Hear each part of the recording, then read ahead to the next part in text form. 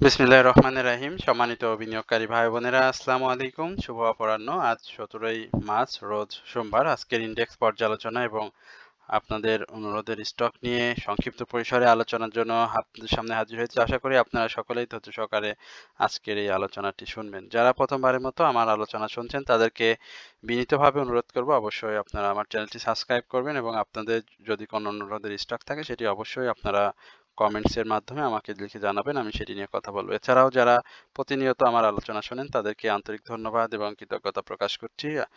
এবং আপনাদের যদি কোনো অনুরোধের স্টক থাকে সেটি অবশ্যই আপনারা কমেন্টসের মাধ্যমে লিখে আমাকে জানাবেন। আজকে আমি মূলত আপনাদের যে অনুরোধের স্টকগুলো রয়েছে সেই স্টকগুলোর মধ্য থেকে অনেক যাচাই বাছাই করে আপনাদের সঙ্গে 10টি স্টক নিয়ে সংক্ষিপ্ত পরিসরে কথা বলবো, যে স্টকগুলো গেমলারদের টার্গেট।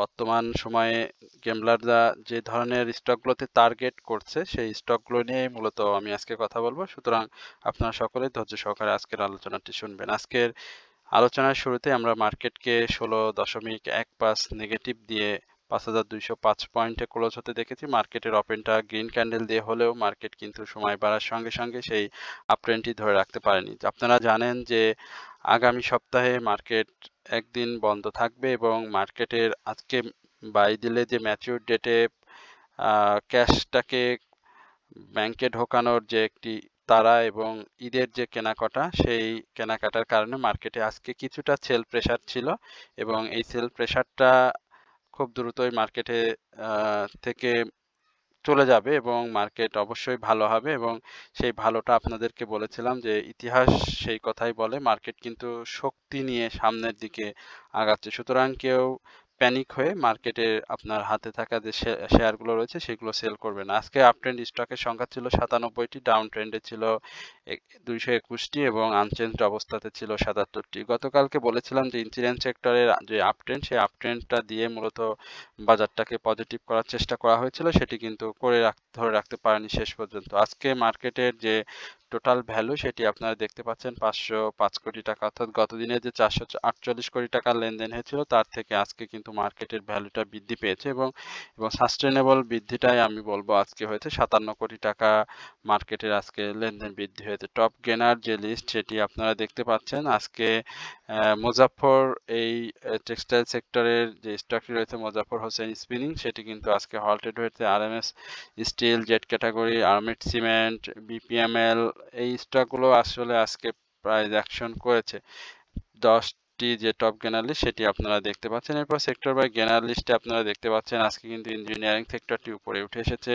17টি স্টক আপ ট্রেন্ডে ছিল, ডাউন ট্রেন্ডে ছিল 17টি, ইকুয়াল ছিল 6টি। টেক্সটাইল সেক্টরটি দেখেন আজকে কিন্তু আবারও চলে আসছে সেই 5 নম্বর পজিশন থেকে, সেখানে আমরা 15টি up trend, down trend 28। Pharmaceutical সেক্টরে 10টি আপ ট্রেন্ড, ডাউন ট্রেন্ড 20টি। Mutual fund, bank, food and এই সেক্টরগুলো কিন্তু আজকে ভালো করেছে। গতদিনের যে লিডিং সেক্টরের ফার্স্টে যে ছিল ইন্স্যুরেন্স, সেটাখানে আজকে কিন্তু তারা তাদের যে লিডিং সেটি কিন্তু ধরে রাখতে পারেনি। আজকে মাত্র 3টি স্টক আপ ট্রেন্ডে ছিল, ডাউন ট্রেন্ডে ছিল 39টি। তো এই হচ্ছে মূলত আজকের যে চার্ট সেটি নিয়ে সংক্ষিপ্ত পরিসরে আলোচনা। এরপরে আপনাদের বহুল প্রত্যাশিত ইন্ডেক্সের যে ক্যান্ডেলটি রয়েছে সেই ক্যান্ডেল নিয়ে একটু আলোচনা করার। সেখানে আজকে ক্যান্ডেলটি দেখতে পাচ্ছেন যে সাপোর্টকে রেসপেক্ট করেছে খুব সুন্দরভাবে এবং মার্কেটের ভলিউম বৃদ্ধি পেয়েছে। একই সঙ্গে আপনারা দেখতে পাচ্ছেন যে আজকে যে ক্যান্ডেলটি করেছে বুলিশ আরামি, এই ধরনের ক্যান্ডেলে আসলে নিম্নমুখী প্রবণতার সেটি অবসান হয়ে যায়। অর্থাৎ আগামী দিন থেকে আমরা মার্কেটকে আবারও একটা পজিটিভ মুভমেন্টে দেখতে পাবো এবং এই মুভমেন্টটা যদি মার্কেট সাকসেসফুলি করতে পারে তাহলে খুবই ভালো হবে। আর যদি না হয় তাহলে কিন্তু আবারও একটা ডাউন ট্রেন্ড আমরা মার্কেটে দেখবো। বাট সেই ডাউন ট্রেন্ডটা প্রত্যাশা করি আগামী দিনে আমরা সেটি হবে না, কারণ আজকে যে সেল প্রেসারটা ছিল সেই সেল প্রেসার কাটিয়ে কিন্তু মার্কেট একটা সময় বেশ ভালো বাই প্রেসারে চলে আসে। তো আগামী দিন আশা করি সেই জিনিসটাই থাকবে এবং বাই প্রেসার দিয়ে মার্কেট আবারও আপ ট্রেন্ডে চলে যাবে। আর আপ ট্রেন্ডে যাওয়ার ক্ষেত্রে যেটি বলেছিলাম যে 5240-এর উপরে মার্কেটকে আপাতত ক্লোজ দিতে হবে এবং সেটি সাকসেসফুলি ব্রেকআউট করলে আমরা 5290 এর আশেপাশে মার্কেটকে দেখব। আর হিস্টোগ্রামের বার, এমএসিডি মুভিং এভারেজ যেটি রয়েছে সব কিছুর সিগন্যাল অনুযায়ী এখন পর্যন্ত মার্কেটে আমরা আমরা বাই সিগন্যাল থেকে সেল সিগন্যালে দেখতে পাচ্ছি। তো এই হচ্ছে মূলত আপনাদের ইন্ডেক্স চার্ট নিয়ে আমার সংক্ষিপ্ত পরিসরে আলোচনা। এরপরে আমি গেমলারদের টার্গেট রয়েছে যে স্টকগুলো আপনাদের অনুরোধের এবং আমরা যে স্টকগুলো আ অনেক যাচাই বাছাই করে আপনারা বলেছিলেন সেখান থেকে মূলত এই স্টকগুলো চয়েস করা হয়েছে। সুতরাং আজকের যে আলোচনাটি এটি অত্যন্ত গুরুত্বপূর্ণ হতে যাচ্ছে আপনাদের জন্য। তাই সবাইকে ধৈর্য সহকারে আলোচনা শোনার জন্য বিনীতভাবে অনুরোধ করব। বিপিএমএল প্রথম যে স্টকটি নিয়ে আমি কথা বলব সেটি হচ্ছে বিপিএমএল। আমরা এই স্টকটি নিয়ে বেশ আগে আপনাদের সাথে কথা বলেছিলাম। আজকে আবার নতুন করে আপনাদেরকে এই স্টকটি নিয়ে বলতে চাই। দেখতে পাচ্ছেন যে স্টকটি আজকে প্রাইস অ্যাকশন করেছে ৳৩.৭০, গতদিনও ৳৩.৬০ দিয়ে হল্টেড করেছিল। আমরা দেখেছিলাম প্রায় সেটি ধরে রাখতে পারেনি। আ আজকেও কিন্তু ভালো প্রাইস অ্যাকশন হয়েছে এবং তার যে পূর্বের হাই আপনারা জানেন যে ৳৪৫.৪০ সেইখানে যাওয়ার একটা প্রবণতা আমরা এই স্টকটির মধ্যে দেখতে পাচ্ছি। স্টকটি আ আগামী দিনে আজকে যে ভলিউম করছে ৪১,৪৩,০০০ যে ভলিউম করছে এখানে কিন্তু বাই প্রেশার ছিল অনেক ভালো। শেষের দিকে এসে কিন্তু আমরা দেখেছি স্টকটিতে অনেক বড় বাই প্রেশার এবং সেই বাই প্রেশারের সেলের তুলনায় বায়ারের সংখ্যা ছিল দ্বিগুণ। স্টকটি যদি ৳৪৫.৪০ আপট্রেন্ডটা ভেঙে ফেলে তাহলে কিন্তু স্টকটি আবারও রান করবে এবং সেটি অনেক ভালো। স্টকটিতে নতুন করে দেখতে পাচ্ছেন যে হিস্টোগ্রামের বার এমএসিডি মুভিং এভারেজ অনুযায়ী শেয়ারটিতে বাই সিগন্যাল রয়েছে। বাট RSI টা একটা রিস্কি জোনে রয়েছে। তবে এই RSI রিস্কি জোনটা আমি মনে করি এইখান থেকে আরো আপট্রেন্ডে রিস্কি জোনে যাবে এবং সেক্ষেত্রে ৮৫ এই লেভেলে RSI টা টাচ করার এবার সম্ভাবনা রয়েছে।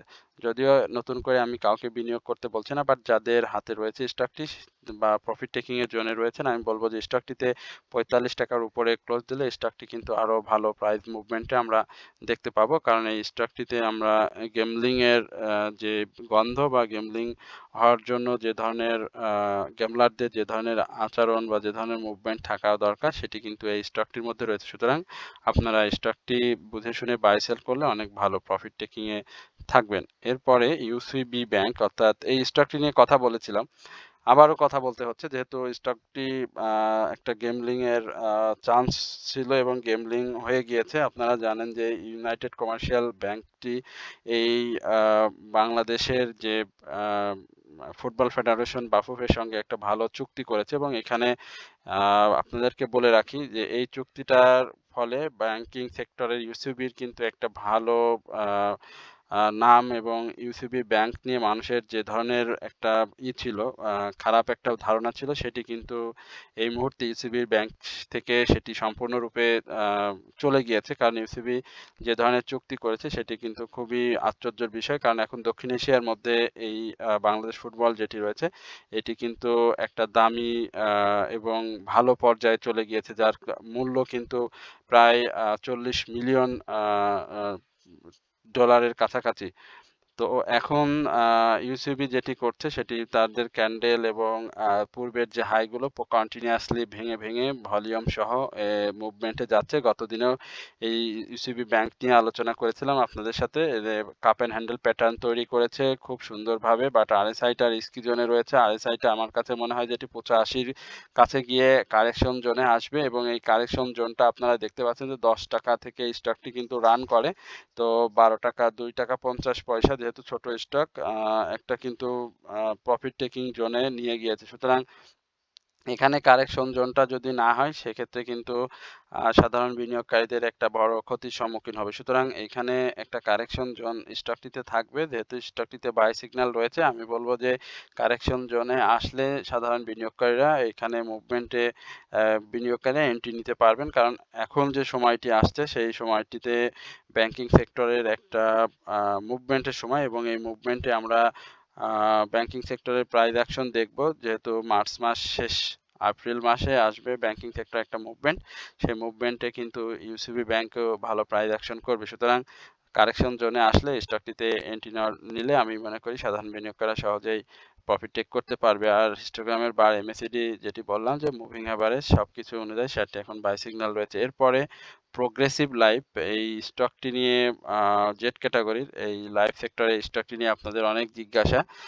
আমি যদি বলি যে প্রোগ্রেসিভ লাইফের গেম কিন্তু অনেক হয়ে গিয়েছে। গেমটা যে ৳৩৬ এই বা ৳৩৫ পরে এই স্টকটির গেমটা কিন্তু শুরু হয়েছিল। সেই গেমটি যেহেতু এটি জেড ক্যাটেগরির স্টক, আজকে যে প্রাইস অ্যাকশনটা হয়েছে এটি বলব যে অব্যাহত থাকবে এবং এইখানে কিছু কারেকশন জোন দিয়ে স্টকটি আ মুভমেন্টে আসবে। আমার কাছে যেটি মনে হয় যে স্টকটির পাবলিক হোল্ডিং খুবই কম।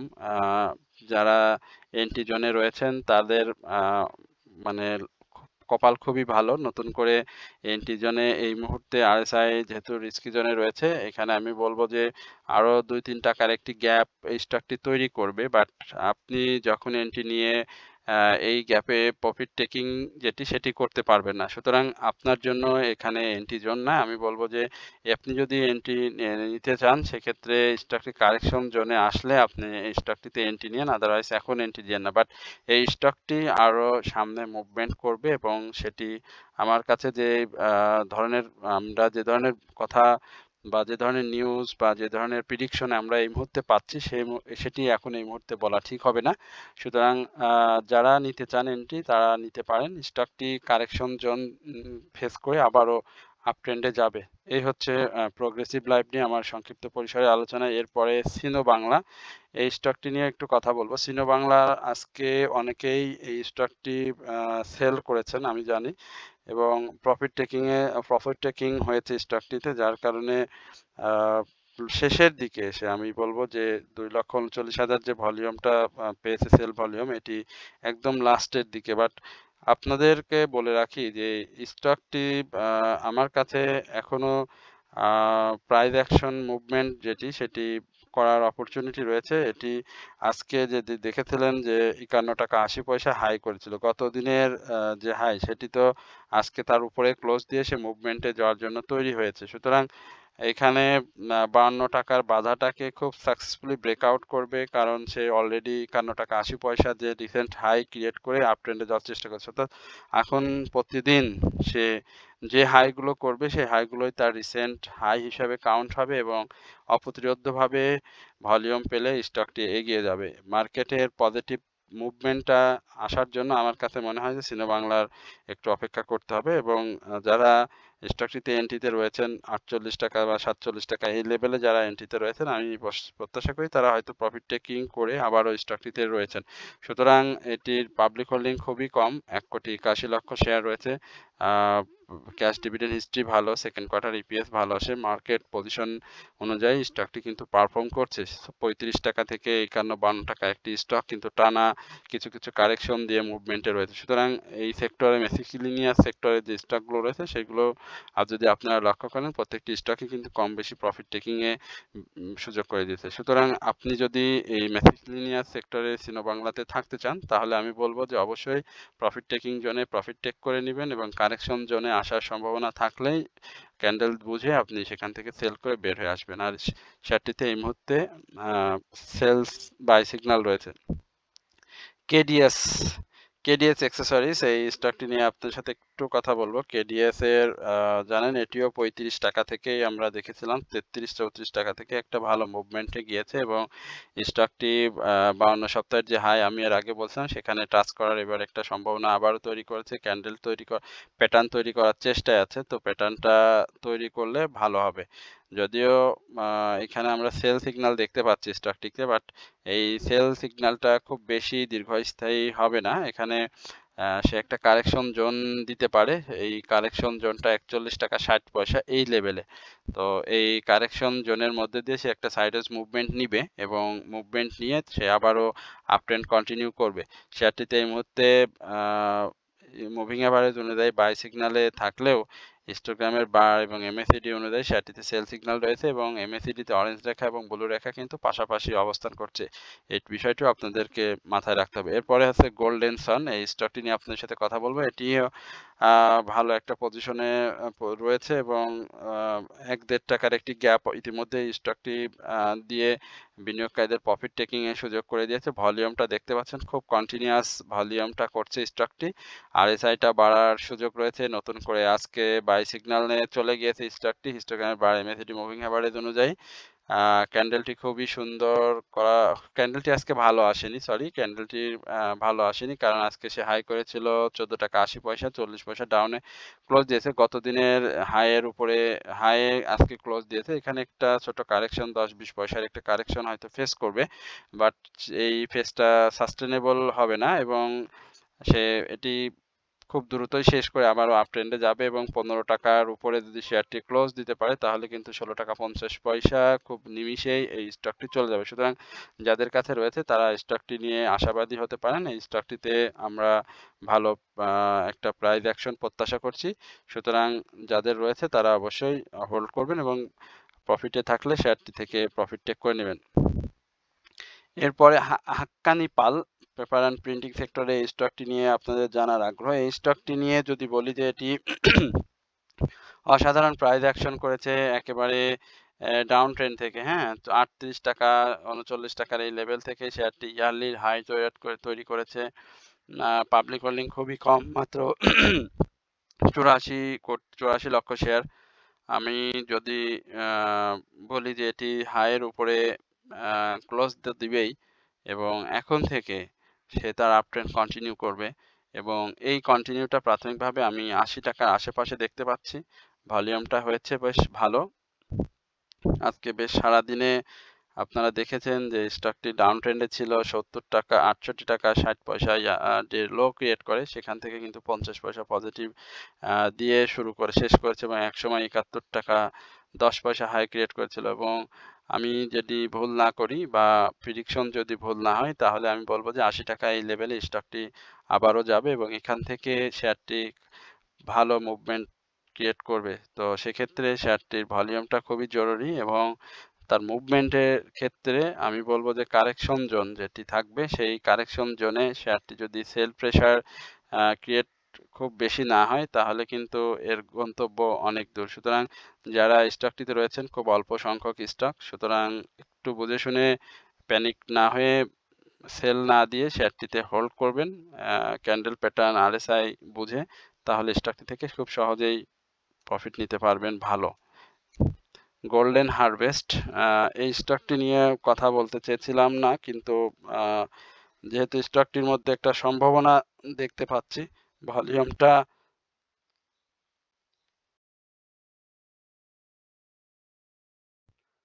ভলিউমটা ধরে রেখেছে, যার কারণে কথা বলতে হচ্ছে। আপনারা জানেন যে স্টকটি 12 টাকা 30 পয়সা এই লেভেল থেকে 15 টাকা 50 পয়সা এই লেভেলে এসে একটা প্রফিট টেকিং জোন হয়েছে। আজকেও স্টকটি তার আরএসআইটা দেখতে পাচ্ছেন যে আরএসআইটা ডাউন ট্রেন্ডে চলে এসেছে, শুধুমাত্র তার আরএসআইটা বেড়ে যাওয়ার কারণে এখন যে অবস্থাতে স্টকটি রয়েছে আমি বলবো যে এখানে একটা কারেকশন জোন স্টকটি ফেস করবে এবং সেক্ষেত্রে স্টকটি কি ধরনের ডাউন ট্রেন্ডে আসার সম্ভাবনা রয়েছে সেটা যদি আপনাদেরকে একটু ভালোভাবে বলার চেষ্টা করি তাহলে 13 টাকা থেকে 13 টাকা 50 পয়সা এই লেভেলে স্টকটি আসার একটা সম্ভাবনা রয়েছে। যদিও স্টকটিতে এই মুহূর্তে বাই সিগন্যাল রয়েছে, বাট আজকের যে ভলিউম সেই ভলিউমটা কিন্তু বেশ উল্লেখযোগ্য হারেই ডাউন ট্রেন্ডে চলে এসেছে। তো যাদের কাছে রয়েছে প্রফিটে থাকলে প্রফিট টেক করে নিলে ভালো, আর যদি না নেন তাহলে আগামী দিনে একটা আপ ট্রেন্ড থাকবে 10-20 পয়সার এবং সেটি 15 টাকার আশেপাশে গিয়ে কিন্তু সেটি যদি ধরে রাখতে না পারে তাহলে আমি বলবো যে স্টকটি থেকে প্রফিট থাকলে বের হয়ে এসে আবারও এন্ট্রি জোন খুঁজে আপনি শেয়ারটিতে এন্ট্রি নিলে খুব সহজেই খুব দ্রুততর সময়ের মধ্যে আপনি আবার 1 টাকার গ্যাপ পেয়ে যাবেন স্টকটিতে। এরপরে সোনারগাঁও টেক্সট সোনারগাঁও টেক্সট নিয়ে একটু কথা বলি। সোনারগাঁও কি অবস্থাতে আছে আপনাদেরকে একটু জানার চেষ্টা। স্টকটি সাইডওয়েজ মুভমেন্ট দিয়ে যাওয়ার জন্য চেষ্টা করছে। ভলিউমটা ডে বাই ডে ডাউনে চলে আসে, যদিও আজকে যে ভলিউম গত দিনের ভলিউম থেকে খুব বেশি ডাউন ট্রেন্ডে আসেনি, বাট এটি ভালো হওয়ার জন্য যে ধরনের ভলিউমটা দরকার সেই ধরনের ভলিউমটা কিন্তু এখন আমরা দেখতে পাচ্ছি না। আপনারা জানেন যে এই সোনারগাঁও টেক্স আজকে 40 পয়সা যে আপ ট্রেন্ডটি করেছে টেক্সটাইল, এই সেক্টর ওয়াইজ মুভমেন্টের কারণে। সেক্টর ওয়াইজ মুভমেন্টে গত দিনের কিন্তু তার একটা ভালো প্রাইস ডাউনফল হয়েছিল। তো সে পূর্বে থেকেই একটা প্রাইস ধরে রেখেছে। আমরা যদি জানুয়ারি থেকে দেখি বা জানুয়ারির প্রথম থেকে দেখি সে কিন্তু 29 টাকা থেকে একেবারে হাই করে 52 টাকা চলে আসছিল। তো এখন একটা কারেকশন জোন তো থাকবেই, স্বাভাবিক সেই কারেকশন জোনের ভেতরে আছে। আজকে যে আপ ট্রেন্ডটি রয়েছে সেটি কিন্তু গত দিনের হাইয়ের উপরে সে ক্লোজ করতে পারেনি। সুতরাং আজকের আপ ট্রেন্ডটি দেখে হয়তো অনেকেই ভাবতে পারেন যে আবার সে আপ ট্রেন্ড কন্টিনিউ করবে। সেটি কিন্তু ভুল হবে। আপনাদেরকে অপেক্ষা করতে হবে আরো কারেকশন জোনে আসার জন্য এবং সেক্ষেত্রে আমি মনে করি যে আজকের যে কারেকশন সেই কারেকশন জোনটা ৳৪১ র আশেপাশে আমরা স্টকটিকে দেখতে পাবো। তো এই হচ্ছে মূলত সুন্দরবন টেক্সট নিয়ে আমার সংক্ষিপ্ত পরিসরের আলোচনা। এরপরে বহুল আলোচিত টেক্সটাইল সেক্টর আরেকটি ছোট্ট স্টক সেটি হচ্ছে ডিএসএসএল নিয়ে একটু কথা বলবো। ড্রাগন সোয়েটার এই স্টকটির কি অবস্থা? আপনারা দেখতে পাচ্ছেন যে ডিএসএসএল সাইডওয়েজ মুভমেন্ট দিয়ে রয়েছে এবং আজকে যে ক্যান্ডেলটি করেছে আনচেঞ্জ অবস্থায় আজকেও ৳১১.৮০ হাই ক্রিয়েট করেছিল। গত দুদিন ১০ পয়সা ডাউন ট্রেন্ডে ছিল। এখন আমার কাছে যেটি মনে হয় যে স্টকটি ভলিউমটা খুবই জরুরি। ভলিউমটা কিন্তু করতে পারছে না।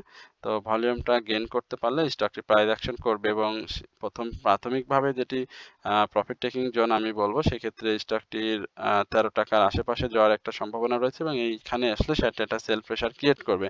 তো যাদের কাছে রয়েছে তারা অপেক্ষা করেন। শেয়ারটি ডাউন ট্রেন্ডে খুব বেশি আসার সম্ভাবনা নেই। আমি যদি বলি সেই ডাউন ট্রেন্ডটা কি রকমের হবে সেক্ষেত্রে ৳১১.৪০ এটা শেয়ারটির জন্য একটা ভালো সাপোর্ট এবং ডাউন ট্রেন্ড জোনই এটি এবং এখান থেকে শেয়ারটি বারবার ঘুরে গিয়েছে, একাধিকবার ঘুরে গিয়েছে। তো আগামী দিনে যদি শেয়ারটি আপ ট্রেন্ড কন্টিনিউ করে তাহলে অবশ্যই ৳১১ থেকে ৳১১.৬০ থেকে ৳১২ এই লেভেলে শেয়ারটিকে ক্লোজ দিতে হবে এবং সেই ক্লোজটা যদি সে করতে পারে ভালোভাবে তাহলে ৳১৩ র আশেপাশে আমরা শেয়ারটিকে দেখব। এই হচ্ছে মূলত ডিএসএসএল নিয়ে আমার সংক্ষিপ্ত পরিসরের আলোচনা। আশা করি আপনারা সকলেই ধৈর্য সহকারে আজকের এই আলোচনাটি শুনেছেন এবং আমি আবারও বিনীতভাবে অনুরোধ করব যারা আমার চ্যানেলে নতুন তাদেরকে অবশ্যই আমার চ্যানেলটি সাবস্ক্রাইব করবেন, কমেন্টস করবেন, শেয়ার করবেন এবং আপনাদের অনুরোধের স্টক থাকলে সেটি অবশ্যই আপনারা লিখে জানাবেন। তো সকলেই ভালো থাকবেন, সুস্থ থাকবেন এই প্রত্যাশায় আজকের আলোচনা এখানে শেষ করছি। আসসালামু আলাইকুম ওয়া রাহমাতুল্লাহি ওয়া বারাকাতুহু।